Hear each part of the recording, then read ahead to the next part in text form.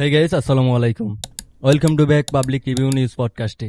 বাংলাদেশের রাজনীতিতে সবেমাত্র গড়ে ওঠা নতুন দুইটি রাজনৈতিক দল গণ অধিকার পরিষদ এবং এনসিপি এক হতে যাচ্ছে। দুই দল এক হয়ে নতুন একটি দল গঠন করতে যাচ্ছে। নতুন দলের দলীয় প্রধান হবেন নাহিদ ইসলাম এবং দলের সম্মানজনক পদে থাকবেন বিপি নুরুল হক নূর। তবে সেই দলের নাম কি হবে সেটা এখনো জানা যায়নি। যদি এমন হয়, বিপি নুরের রাজনৈতিক ক্যারিয়ার যতটুকু ছিল তাও শেষ হয়ে যাবে, কারণ যারা ছিল বিপি নুরের গণ অধিকার পরিষদের ছাত্র অধিকারের নেতা তাদের অধীনে বিপি নুরকে রাজনীতি করতে হবে।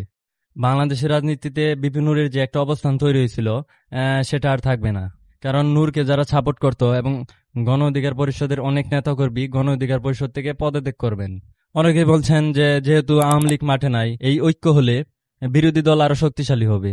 জনগণের ভোটের অধিকার প্রতিষ্ঠা করতে একটা বড় চাপ তৈরি হবে সরকারের উপর। আবার কেউ বলছেন তরুণদের ঐক্য থেকে নতুন কিছু আশা করছে, কারণ তারা পুরনো দেনদারের বাইরে গিয়ে একটা বিকল্প রাজনীতি চায়। আবার কেউ কেউ মজা করে কমেন্ট করছেন যে এনসিপি দিন দিন বোতলে ছিপি হয়ে যাচ্ছে।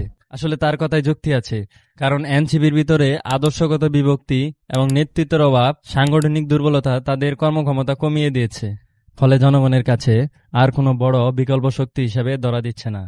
আবার অনেকে মজা করে বলছেন দলের নাম হওয়া উচিত গণছিপি, কেউ বলছেন বিকাশ নগদ পার্টি, আবার কেউ বলছেন গণ অধিকার পরিষদ জাতীয় পার্টি থেকে নিষিদ্ধ করতে গিয়ে তারা নিজেরাই নিষিদ্ধ হয়ে যাচ্ছে। তবে যে যাক বলুক না কেন, আওয়ামী লীগ বিএনপি জামাত ছাড়া সব দল এক হয়, ফেয়ার একটি নির্বাচন হয়, আওয়ামী লীগ বিএনপি জামাত বাদে তারা 30 থেকে 40টা আসনও পাবে না। দেশের বেশি অংশ মানুষের চরিত্র এবং ম্যান্ডেট হলো তারা শেষ পর্যন্ত আওয়ামী লীগ এবং বিএনপির ওপরই আস্থা রাখে। আওয়ামী লীগ খারাপ করলে বিএনপির দিকে ঝুঁকে, আবার বিএনপি খারাপ করলে আওয়ামী লীগের দিকে ঝুঁকে। বাংলাদেশের রাজনীতিতে এই জন্য এক আজব নীলা খেলা। এনসিপি এবং গণ অধিকার পরিষদ যতই ঐক্য করুক না কেন, গ্রামের স্থানীয় পর্যায়ে তাদের কোনো নেতৃত্ব নেই। আওয়ামী লীগ এবং বিএনপির গ্রামের স্থানীয় ওয়ার্ড পর্যায়ে একদম শক্তিশালী নেতৃত্ব রয়েছে, যা বাংলাদেশের রাজনীতিতে একটি শক্তিশালী স্তম্ভ। তবে তারা যদি ক্ষমতায় আসতে যায়, তাহলে তাদেরকে আওয়ামী লীগ এবং বিএনপির মতো স্থানীয় ওয়ার্ড পর্যায়ে শক্তিশালী একটি নেতৃত্ব তৈরি করতে হবে। শুধু শহরকেন্দ্রিক নেতৃত্ব দিয়ে তারা ক্ষমতায় আসতে পারবে না।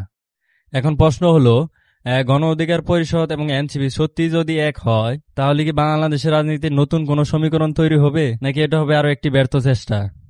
আপনারা কি ভাবছেন, নতুন দলের নাম কি হওয়া উচিত? অবশ্যই কমেন্টে জানান। দেশ এবং দেশের বর্তমান পরিস্থিতি নিয়ে আপনাদের যদি কোনো মতামত থেকে থাকে, তাহলে আমাদের স্ক্রিনে দেওয়া হোয়াটসঅ্যাপ নাম্বারে লিখে পাঠিয়ে দিন। আপনাদের মতামতগুলো ভিডিওর মাধ্যমে প্রকাশ করা হবে। ধন্যবাদ সবাইকে। সবাই সুস্থ থাকবেন, ভালো থাকবেন। দেখা হবে পরবর্তী কোনো ভিডিওতে।